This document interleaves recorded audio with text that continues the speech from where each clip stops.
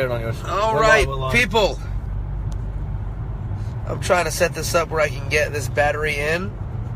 As you see me here. I got it. All right. Seem to be having some trouble with service and all that junk. But we are here. I'm charging, no, Jake? I might not charge. Yeah, why not? I don't know. The fucking connection. That's my phone. It's fucking bad. Don't worry about it. Just go. If it dies, it dies. If it dies, it goes dies. to 10, then I'll try to plug in. So, guys, we are back with the live Q&A. Just, ridiculousness of getting service. No idea why not, but we're here. So, let us know. Talk to us. What's going on? The buy-along story. Yes, we're actually in on the buy-along story. Let's hope we get everybody back for this. Because we just get into the juicy stuff. I'm trying to share this. All right, let me know when you're ready.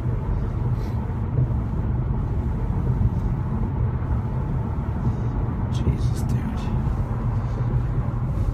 Trying to make all this work as we fucking lose viewers left and right. Unfucking believable. Yeah, it's not giving me any fucking notification of you. So just gonna go with this to the point where I get it. Whatever. Alright, so let's talk about buy along and Bobby and all that fun. His girlfriend ends up going out to Long Island with buy along and his girlfriend lives. And they pick her up at the train station. What town it is, I don't know. So Bobby's on the phone with her saying, don't go out there. Teddy Long is here. Anthony has AIDS. Don't go out there. And she ends up going to the house. Now, Bobby's frantically racing from Queens. I don't know where he lived, off the Northern Boulevard somewhere. And she's sitting there in the kitchen, I guess, talking to Anthony's girlfriend, going, oh, I want to suck Anthony's cock. So they ended up they had a threesome with her. Poor Bobby G had no idea what was going on. I'm sure he did. That girl was a fucking whore. Jesus. And Anthony's supposed to be this guy's friend. He's still a jerk. Oh, there you go. Fucking three-way city over there. Goddamn. Hey, you know what? I know guys, and I don't mention names, but there's guys in Gleason's that from this era could definitely verify that story. So, and if they're watching, they know who they are. Teddy Long, Hall of Famer in the car. Yeah, I'll tell you, man. I don't know much about Bobby because when I was there, he wasn't around. But not when I was at Gleason's. I met him elsewhere. What did you mean? Apparently, Puma says that he's still trying to book over there. Wow. This started at the end of '98. It's pretty sad that this guy's still fucking. I didn't even think he still goes there. You listen to me. This school is better than WWE. I remember me and BA when we split up the wife beaters. Me and BA had a match, and we wanted to go crazy, and we did. And we used weapons or something like that. And at the end of the night, I went and said goodbye to Johnny, and Johnny, very rarely gives compliments. He looked at me and he goes, "Good shit tonight. Thank you." I walk out of the office and then, Bobby, I told you jerks not to use weapons. You guys do whatever you want here. You don't listen to me. I said, well, Johnny said it was fine. I don't care what Johnny says. I'm running this show. Meanwhile, who the fuck are you? It's his fucking school. You know what I mean? Yeah, it is.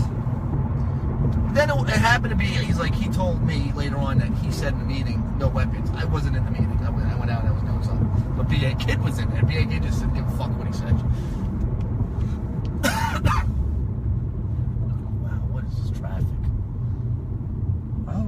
Welcome to Brooklyn. Or close enough to Queens. It's 10:30 at night. Yeah, people fucking retarded. Yeah, I'm gonna say. What are people saying on there? No one's saying much of anything. Teddy Long said Hall of Famer in the car, and then Daniel Lester says, "What's up, Joe? Looking forward to July 8th."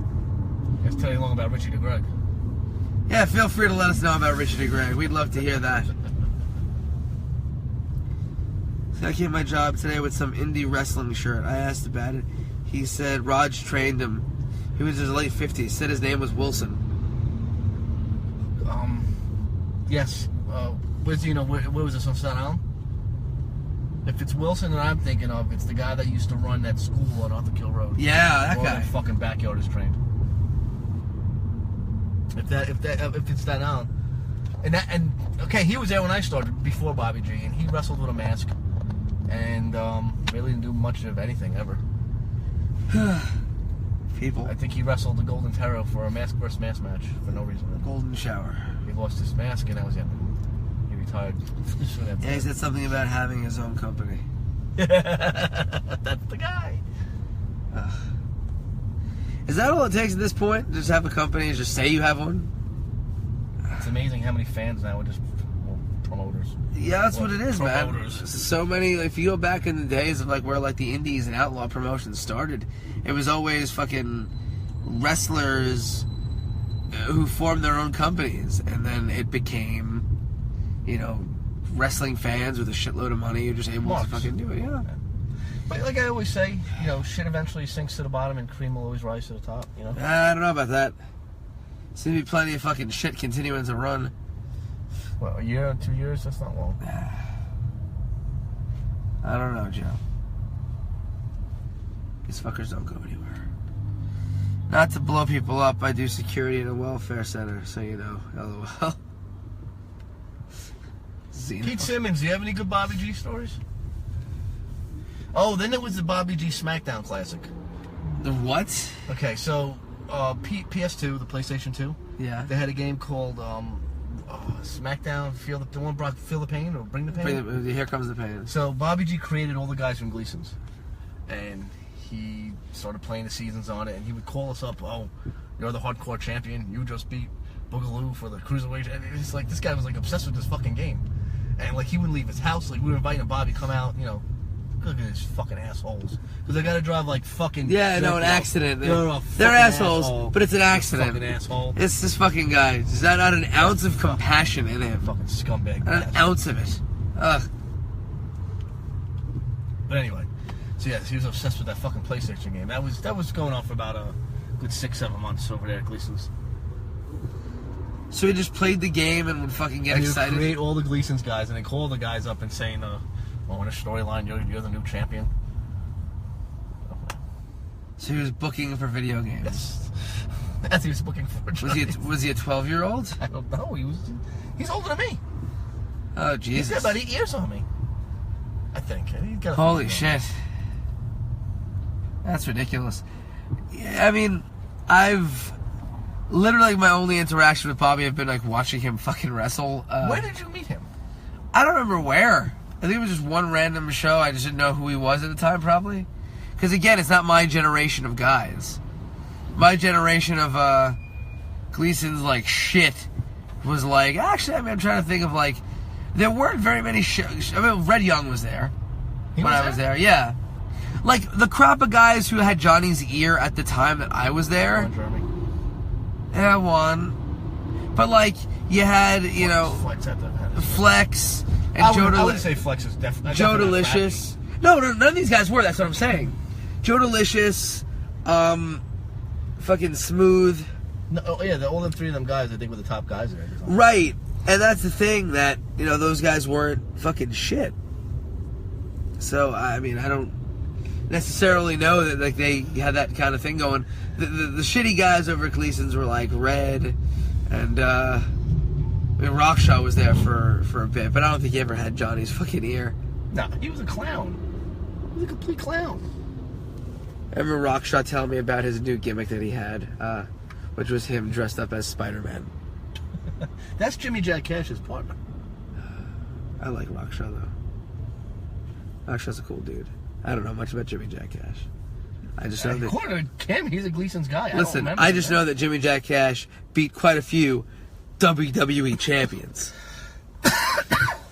As Joe dies in the car. He needs fucking mental health. Oh. Another head case. So, what is your favorite Bobby G match of all time? Oh, God. There's him versus the Bruiser. That was bad. There was him versus Red Young, which was bad. There was him and Johnny Fever versus Star Lightning and Pit Dog. I think I still have video on my phone of Bobby versus Red, and like Red taking 10 minutes to get to the second rope, just completely missing elbow drop. That's the one at the Jewish Center. Yeah, that's amazing. I mean, this is going back almost 20 years. Diaper Red. Any match he was in was pretty fucking bad. Zeno, it's Bobby G, just the letter G. Sweet Bobby G, look it up. There's a few matches, like not many, but There's a few. There's the great ones you need to see. One is him versus the Great Sorrenzio. Is that it? That's up. I don't even know he wrestled. No. Oh, I know which one is bad. It was on Bad Wrestlers Exposed. Him versus Jason Gotti? Jason Gotti out in the middle of a street. Yeah. So Bobby G versus Lonely as the Night. Billy Squire. Bobby G versus Jason Gotti. There's Bobby G versus Red Young that you should look up. And then I think it's him versus... there's another match on there where it's absolute dog shit. Any match that Bobby There's G like was in was there's bad. like 5 people in the crowd. And it's just absolute dog shit. And he would have to go like 30 minutes. Like, dude, nobody wants to see you wrestle. You were horrible. Pete Simmons, Red in the Anacondas. I remember that promo. If you smell la la Alright, la la, so you what want the to- anacondas are cooking. You want to talk about stables? Here we go. So Bobby, eventually the G Street Mafia got dissolved. Them guys just left, and they put me with the only white guy with the Hell's Gate crew. So there was the Hell's Gate crew, which was run by Bobby G. Then you had Damien Dragon's crew, which is called the Firm, which was Boogaloo's brother Damien, some other guy acting like fucking Howdy Doody, and I don't know. There was another guy in it, I guess. Maybe Bozo Brown, who the fuck knows? Then Red Young at the Anacondas. It was him, Pit Dog, Star Lightning, and the fucking Monkey Man Cheetah guy. But Red would come out thinking he was Chris Candido. He dyed his hair blonde. He was coming out to AC/DC's Back in Black. He would do that shit like Candido does on the apron. It was just like the whole company was a fucking joke. A fucking joke. Then Bobby got him a fucking, I don't know if it was a shower curtain or his mother's raincoat and that stupid hat. And he paraded Red Young around like as his bodyguard. I don't know. One night. I have it all on tape. Maybe one day I'll put it up on YouTube. If you smell la la la la, what the anacondas are cooking. Just bad. You used to love watching that shit, right? Because it's fucking terrible. It's so entertaining. Bobby G versus Joey Image. I never seen that. Yeah, I can't say I have either. And I've watched Joey Image. He was actually a wrestler. Yeah, I watch a lot of bad wrestling. He's a bad wrestler. Favorite Bobby G promo. Favorite Bobby G promo. There's a lot of bad ones, but there's the one I remember with him, and I think he was with Johnny Fever, and he's talking about how he's wearing a $15,000 watch, and he's driving a fucking like a Cadillac, and he starts quoting The Doors, "Break on through to the other side." You remember that one? Break on through to the other side, you had to jerk. have seen it because I brought it by the warehouse with a box of Gleason's tapes, which should be fucking burned. Hold on. I'm looking something up here. I have to keep searching. I think my favorite Sweet Bobby G promo is, of course, the one where he talks about the number one referee from South America, Raul Lopez. That was with Flex. They were talking. They were like doing. They were typing some show at in the city, I think. What show was that? I don't know. They kept every fucking promo. Everybody kept mentioning the name of the place. I forgot it. Take a listen. This is Bobby G's biggest hit of all time. If you take a listen, guys, hopefully y'all can hear the same way we do.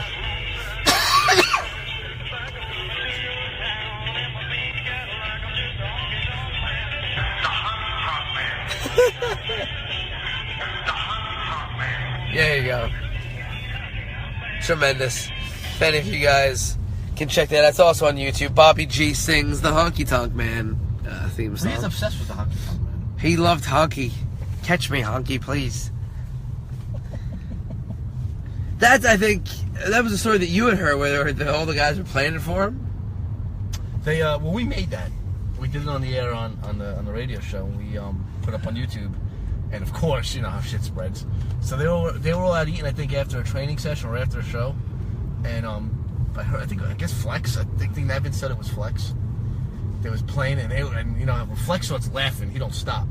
So I heard that he was dying laughing, and Bobby G was just sitting there pissed as that song kept going. You know, the Honky Tonk Man. The Honky Tonk Man. What made him obsessed with Honky? I don't know. He's a big Honky Tonk Man fan? No idea. Oh, there you go. Bobby G, Honky Tonk Man fan extraordinaire. If you remember, when we were planning the first Warrior show, we asked Bobby to be a ring announcer. I don't know if you knew that. I don't remember that at all. Yeah, me and Kaplan would ask him because we had no heat with him at the time. I don't even know how we did end up having heat.